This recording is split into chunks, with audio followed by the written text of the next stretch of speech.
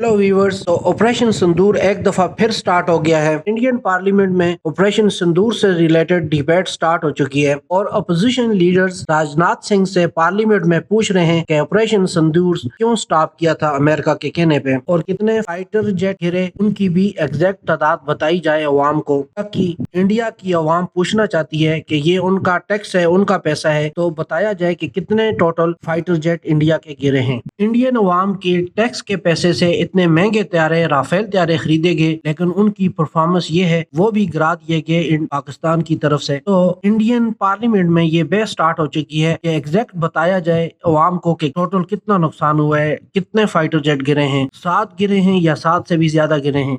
और इंडियन अवाम को ये पूछना भी चाहिए अपने लीडरों से कि ये उनका पैसा है। और पार्लियामेंट में राजनाथ सिंह ने ये बताया कि उनके तमाम ऑब्जेक्टिव पूरे हो चुके थे, इसलिए हमने ये ऑपरेशन स्टॉप किया। हमने किसी के प्रेशर में आके ये ऑपरेशन स्टॉप नहीं किया है, ना ही ट्रम्प के प्रेशर में आके हमने ये ऑपरेशन स्टॉप किया है।